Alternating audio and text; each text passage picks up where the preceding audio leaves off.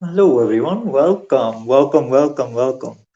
Hello. So, those of you who don't know, I am also an astrologer. And yeah, I've been doing charts for many years. I've done more than 2000 charts, possibly. And I thought since we're on, the topic of podcasts and all these amazing entrepreneurial things that we're doing, why not I start to talk about it as well? Because a lot of people have asked me as to probably I should, talk about the astrology that I do. So yeah, the thing with astrology, especially, is that uh, in my spiritual journeys, it was something which was given to me kind of like a gift. So, I mean, if you've been on my website, if you've read anything about me or on my bio or something, you'd probably be aware that there was a large part of my life which was spent searching for answers, searching for the meaning of life, searching for what it was all about, because nothing seems to, have made sense in the beginning. Like nothing made sense at all to me. Like the reality I was living in, what we are here on earth for, what are we all about?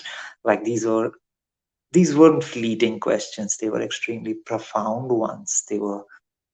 Uh, they were questions which wouldn't let me function in everyday life. It was something which was haunting, deep, and penetrative. Wouldn't let me sleep. I just had to do it. It was something I was carrying on from uh, a previous episode, and it was something that I just had to get done.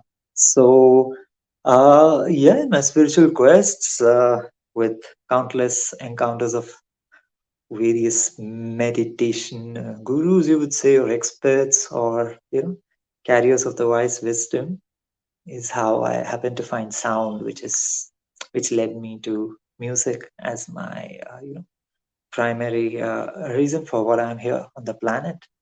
And yeah, like in that is how I kind of figured out about sound and music. But astrology kind of came on after that. Is that when I started investing all that spiritual knowledge into my single focus of music, astrology kind of happened organically in a way that all the seeking that I had done and all the knowledge that I had acquired in the process just seemed to flow out in the form of a matrix, in the form of what in astrology you call as the astrological wheel or the chart, so to speak.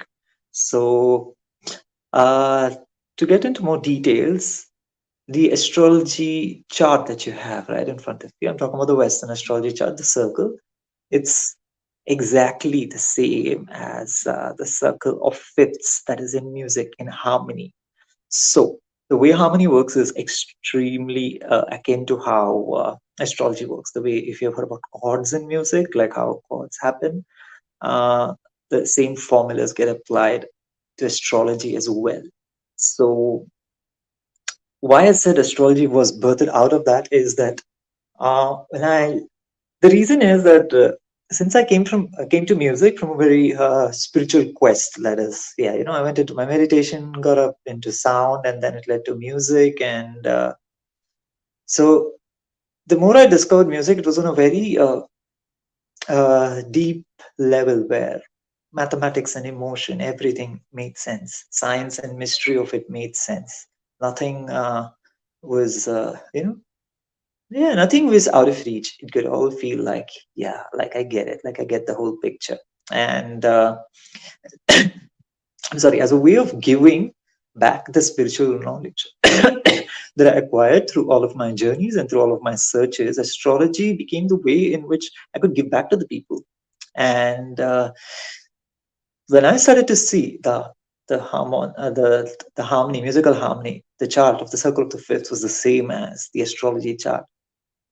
It it literally hardly took any time to kind of figure out the whole of astrology, like because it if you are to understand even one of these fields extremely well, you will be able to get the other, because the equations that they form, for example, the emotion that chords have, like minor chord makes you feel sad, a major chord makes you feel happy.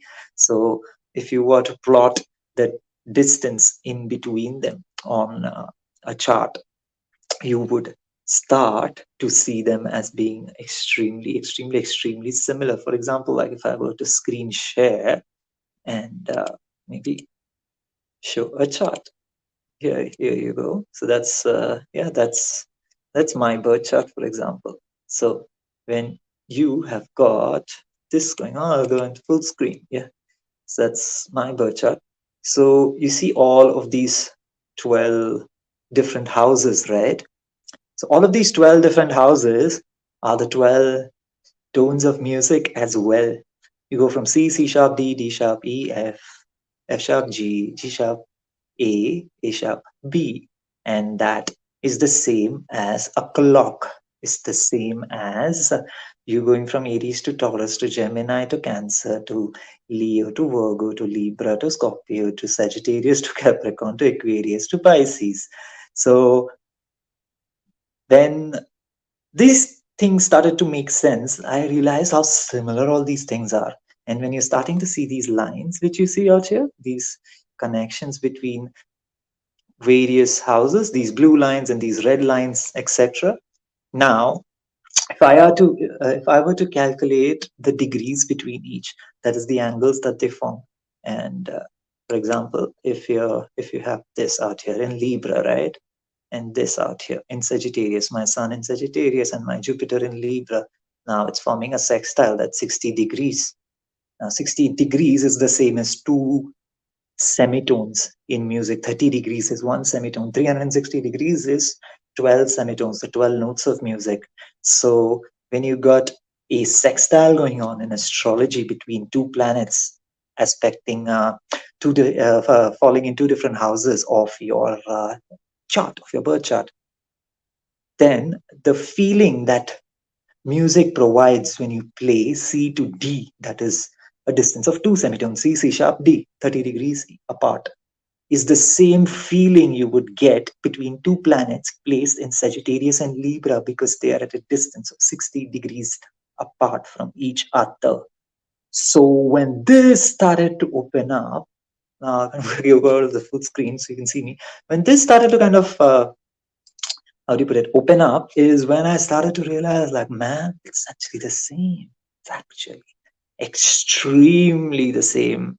And that is kind of how it really opened up to me. I was like, I'm going so deep into music, I'm going so deep into sound, and I have these, yeah, like I'm classically trained in music as well, so I know the harmonies and all of that. Like I know the details of how pitches are formed from sound in nature. So when I started to see that in astrology, I could see that even some of the most advanced astrology concepts, like your harmonic charts and all of that, which I will be going through in these podcast series. So even some of the most advanced harmonic aspects, like your ninth harmonic chart, that is, the chart which says about what happens after you become an adult. Like your chart changes actually once you become an adult. You become something like the seed becomes the fruit. Then you have your 10th harmonic chart, which is your professional chart.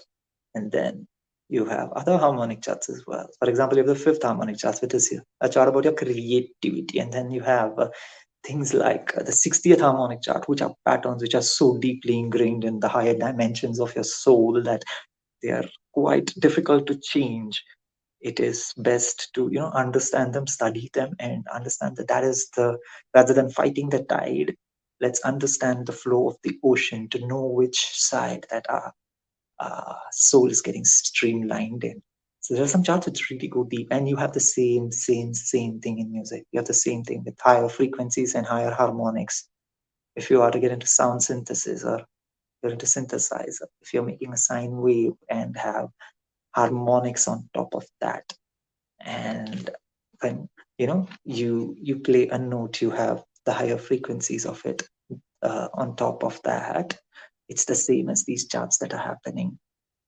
Yeah, your octave, for example, is exactly the same as the ninth harmonic. What's happening on top of a given note, which is hidden actually inside the note, it's the same thing. Your birth chart, and then all these inner details are hidden inside of it. They all exist together, but they're hidden. So when I started to see all this, the whole world opened up very quickly. And I kind of could see that this was given to me through my spiritual quest, and this, when I do this for people, should always be free. So that is kind of the reason why I have always done for free, and I guess I would like to continue doing that always for people. So done close to more than 2,000 charts, like at least. I have lost track, and nowadays charts happen very fast. Takes less than 3 to 5 minutes to do one. So yeah, it's gotten quite easy over time. But yeah, it's a way of sharing with people what I can see through inside it, and I love doing them. I love giving back because well, that's how you receive, right? By giving back. So. So yeah, that's a little bit about this astrology series. That's how and why we are going to be getting into this. So uh, I thought about also adding this to the high ticket sales offer that I have, like the affiliation that I do, that anybody who comes on gets a free consultation. And it's irrelevant. You could book me for a free consultation anyways, because I feel the amount of gratitude that I've received from the universe to be able to do what I want, like exactly what I want. This is a way of giving back. So, any of you, no matter where you are in the world, no matter what your circumstances, if you feel this resonates with you, if you feel I might be someone who might be able to help you in terms of whatever situation you're in life, or whatever it might be, right? It might be professional, might not be, might be relationships, might be spiritual quest, might be whatever you're in. Uh, yeah, feel free to book a free appointment. It'll always be free, and that's just the way it is. That's just yeah, that's just the way it is. So yeah, I hope you guys enjoy this astrology series. I'm going to be doing them as frequent as possible, and we will be moving on with our first these topics, which I'll pick up, and I'll do it in my own twist, something you might have not seen before. So stay tuned.